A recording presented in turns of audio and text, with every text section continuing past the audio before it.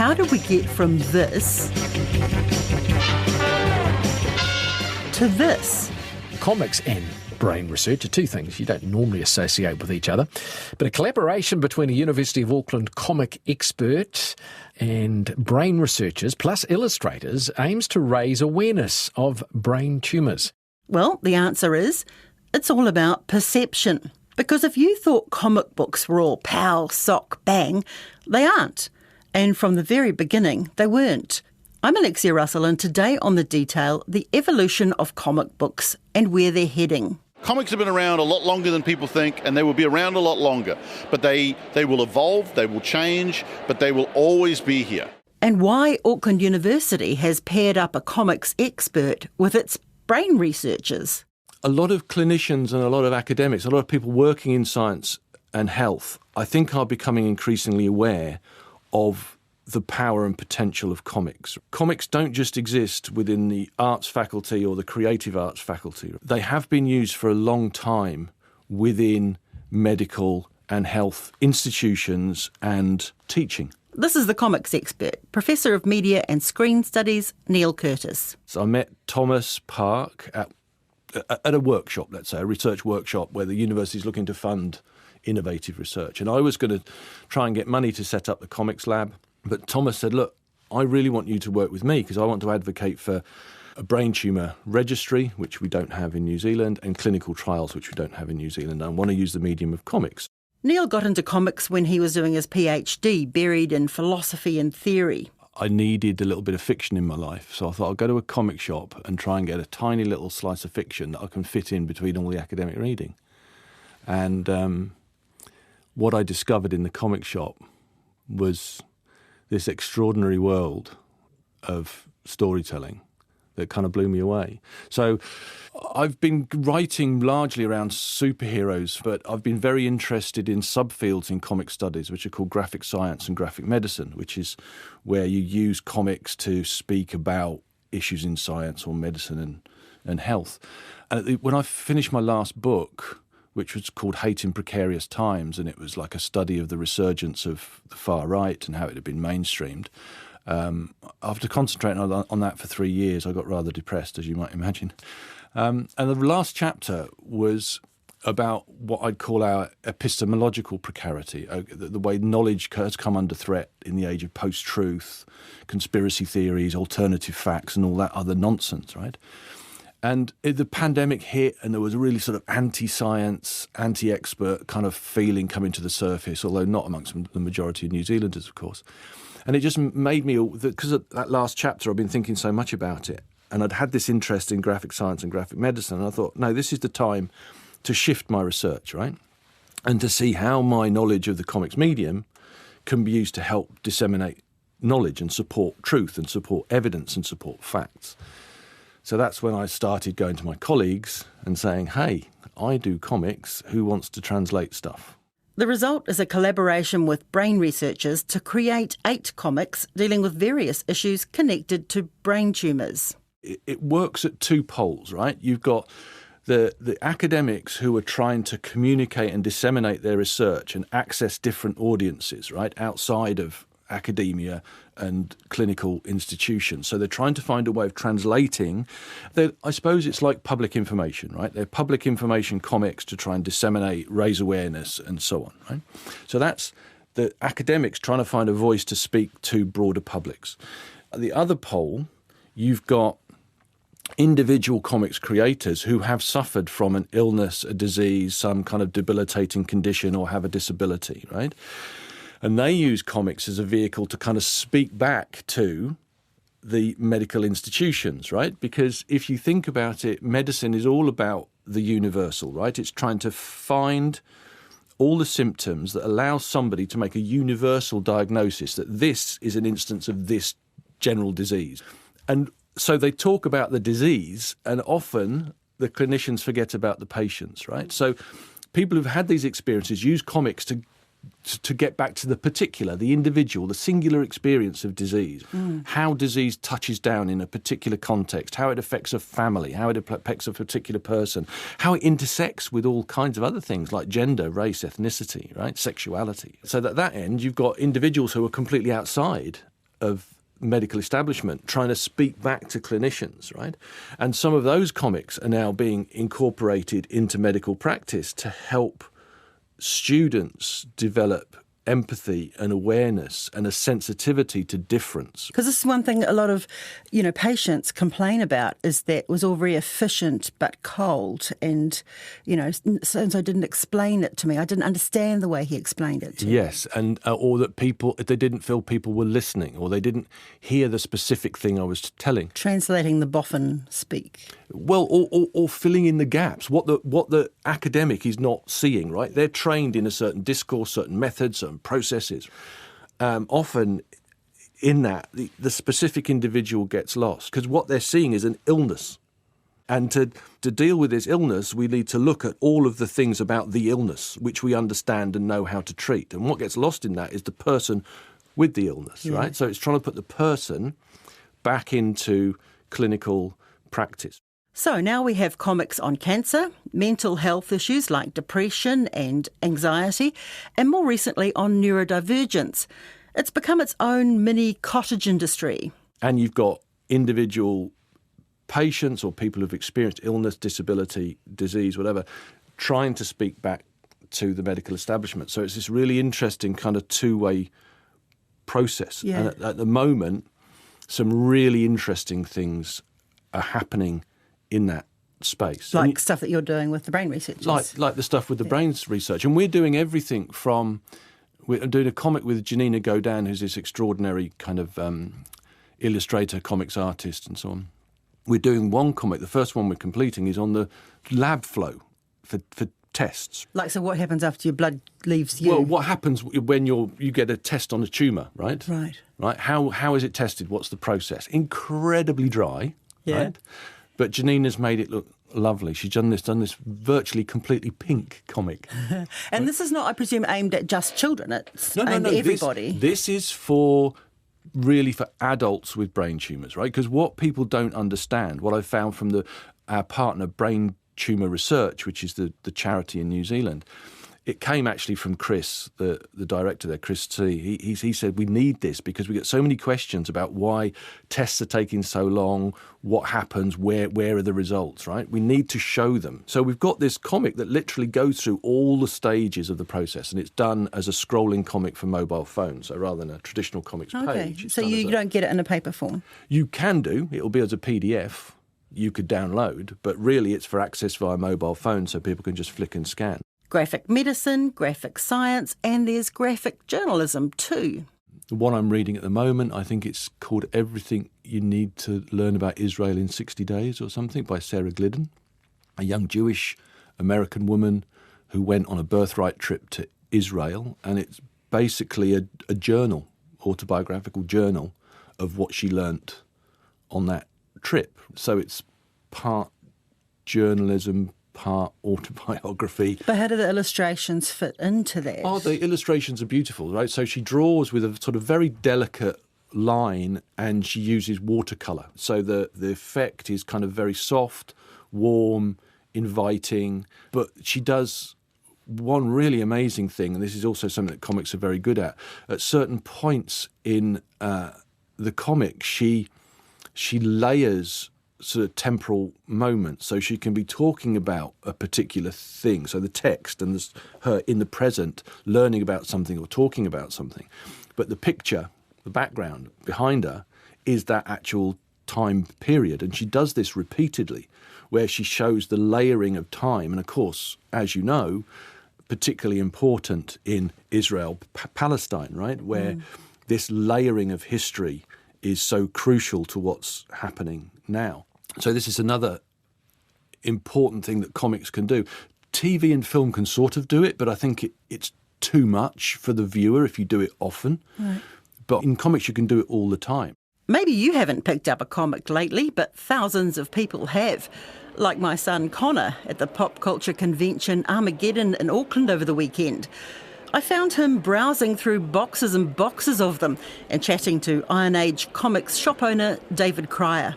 And then you've got these ones here. It's another one, Tablet of Destinies. They're all quite different series.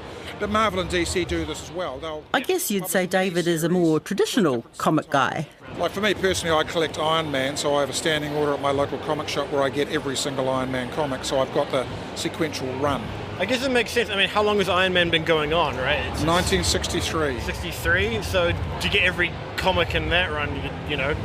Which I have. You've got every Iron Man comic. Well, I discovered after I started collecting Iron Man, I was born in February 1963, Iron Man Tales of Suspense 39, which we've got on the wall over there for $5,000. That is, it's got a March cover date on it, but it actually was printed in February.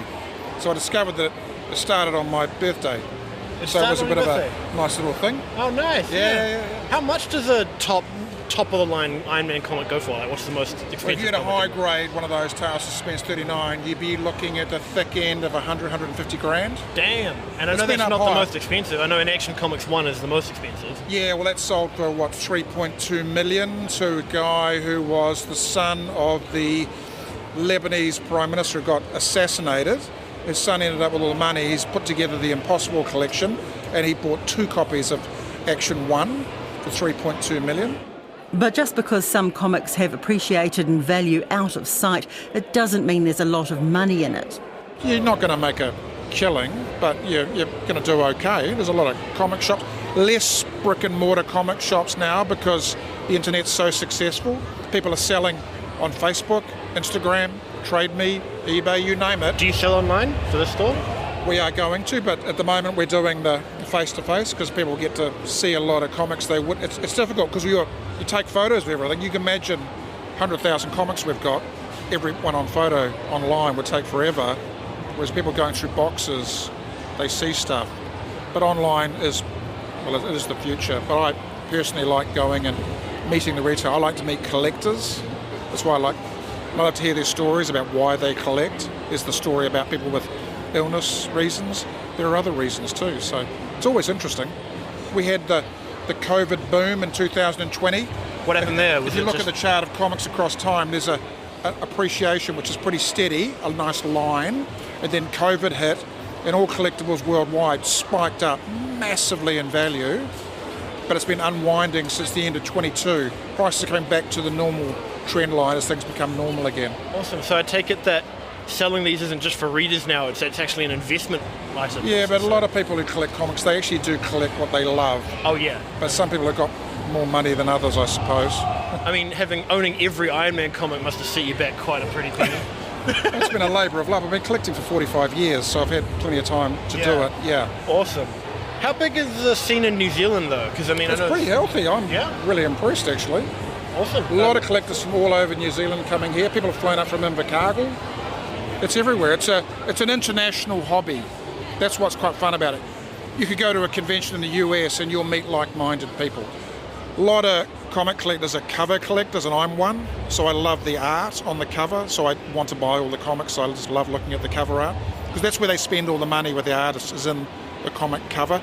The internals can be really good too, but what's going to sell it on a rack? You look at it and go, I have to own that comic because of the cover. So the love of art, the investment, yeah. Do they have another purpose? I mean, like education, information? 100%, yeah. Well, you've got Classics Illustrators, the classic one. My father, rest in peace, he told me he passed his English exam by reading the Classics Illustrated comic and getting through. So, yeah, they do educate. And we've got educational comics here on ancient history, all sorts of stuff. A particular comic I like is called Age of Bronze. It's all about the Trojan War. That's really cool. Romance comics are going through a big boom at the moment.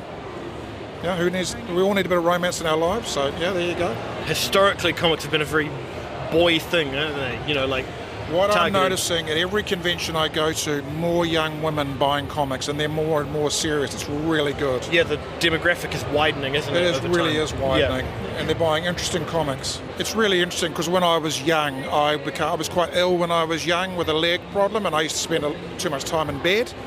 And I've noticed that people like me, we tend to collect books and comics, and I think a lot of people maybe have had some sort of health issue at some point, something, they tend to go into that world. And it's a great community. You meet so many like-minded people. You're always meeting interesting people. Armageddon started out nearly 30 years ago, but it wasn't always the huge 4-day fiesta of cosplay, sci-fi and gaming that it is today. an event that's evolved as we go. And we've always been, we were Armageddon Comic and Trading Card Convention the first few years, but there's just not that much comics in New Zealand. So we changed to Pulp Culture Expo, and now we're just Armageddon because everybody knows Armageddon in New Zealand. Armageddon organiser and founder Bill Gerritz is also a writer and a comic book publisher. He owns Beyond Reality Books. So initially, comics was a big thing. It was definitely a thing I was big into, but there's really only ever been 2 or 3 stores in Auckland, and only a few others, like Graphic in Wellington's been around forever, but it's one of the only really long-standing comic stores. It's an industry that had some, in the 90s and early 2000s, really was pumping. You know, I remember going into Auckland City on a Friday night, and everybody was waiting for the weekly shipment that had just arrived, and if it got delayed, you'd have to come back the next day, and there'd be just, I don't know, about 50 to 100 people just waiting, and then would descend on it like piranhas and read them. And I haven't seen that kind of thing. It's the thing that's faded with the industry changing. The big change, of course, is that it's gone digital. Digital's a lot harder because it's really hard to monetize it. But if you want to get the books out there, it's a great way to explode. But you have to invest a lot of time and energy in promotion and going on Reddit and doing places, a lot of extra work beyond just doing the books. And most people put out a page a day or a page a week or something like that. And there's ways to do that can really work. And you can do them digitally and then print them. And that's always been the thing. When I first got into publishing, I thought print was dead, digital is the way, I'm going to do a digital book. And the problem with that is there's no money in digital. It's really almost impossible for an independent guy to monetize a digital comic. And so you need to print them to sell something. Some of them, you look at these Marvel collections are amazingly expensive. You know, you can pay hundreds for them. Yeah. And you would think, well, where's the audience? But here we are at Armageddon. Here is the audience. Well, but that's the thing, is that you'd think so. You'd think that comics would be in their heyday, that with all the Marvel movies and superhero movies, that the comics would be selling massive. And they're not. If anything, they're probably selling less than they ever have. Because the different mediums, they don't necessarily promote each other.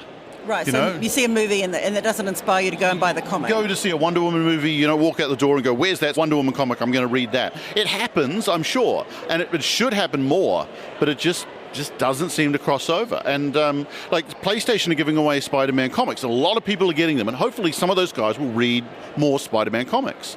But invariably, it'll be something they'll collect, but it won't be something they'll go on with. So are you seeing graphic novels morph into different purposes? I mean, we're talking about explaining things like diabetes and the human body to people. Comics have always done that kind of thing. There's always been horror comics or science fiction comics or normal comics or, like you said, stories. Kids' books are very much comics to a degree, just with the words at the bottom instead of in balloons. Comics have been around for a very long time. And they really do contribute to just this incredible diversity of interest and information.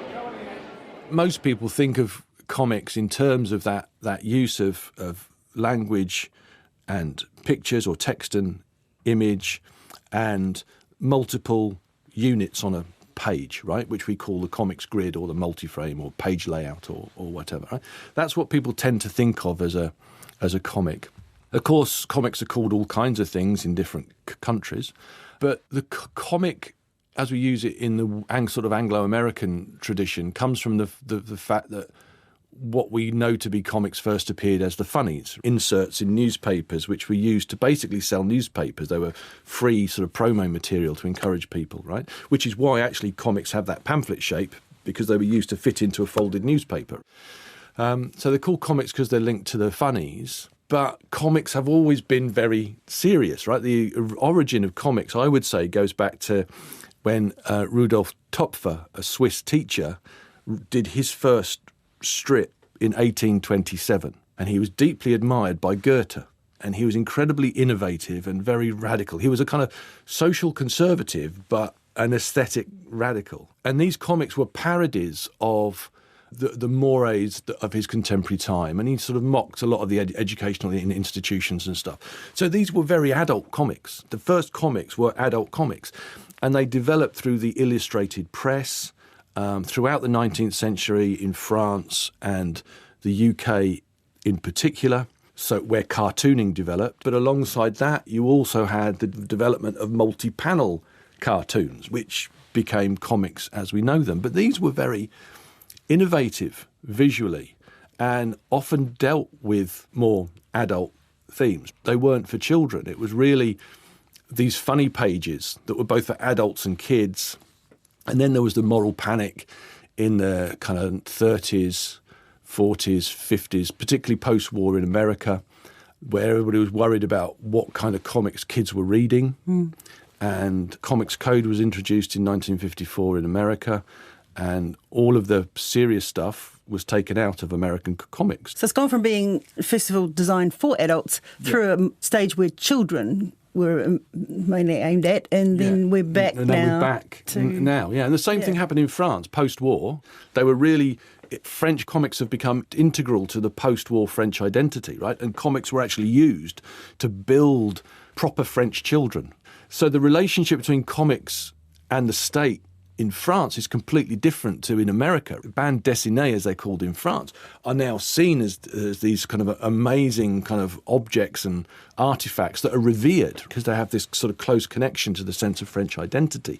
So in various cultures, it's different. But yeah, there's been that transition. And I mean, you could argue that the first really long-form comic in the Anglo-American tradition was Binky Brown meets the Holy Virgin Mary, which was in 1972, which was long for its time. But interestingly enough, Binky Brown was actually graphic medicine also, because it was about his obsessive-compulsive disorder, OCD. Do we get the modern equivalent of that now, people writing about their... Oh, yeah, absolutely. So what you've got is this longer-form comic. People tried to give it a new name, partly because they wanted to market it differently, partly because they wanted to get into mainstream literary publishing lists, so we got this term, the graphic novel. But the model of the graphic novel can also be seen in Japanese manga as early as 1958, so you could argue that the graphic novel started in Japan. But yeah, so now you've got women talking about their experience of eating disorders. Lighter Than My Shadow by Katie Green, massive graphic novel, absolutely beautiful, really intimate and profound. Paula Knight's Facts of Life, which is about her infertility and experiences with ME. There's an amazing book, this is the title, so I'll say it's called The Story of My Tits. And she had breast cancer. Extraordinary books these are, incredibly intimate and profound. And there's one called Barking, which is about complete mental breakdown, which is drawn in a way that where the grids of the comic completely fall apart, in her own mental breakdown. And it's about her trying to get things back together. And as she does, the grid of the comic slowly starts to form as well. It's really incredible stuff out there. And one last word from Neil. If any child struggles at all with reading, whether it's because they have a specific condition or whether they're just slow to it, just give them loads and loads of comics and you will benefit from it. That's it for today. I'm Alexia Russell. The details supported by the Public Interest Journalism Fund. Today's episode was engineered by Phil Benge and produced by Bonnie Harrison. Thanks to Neil Curtis, Bill Gerritz and David Cryer. Ka kite anō.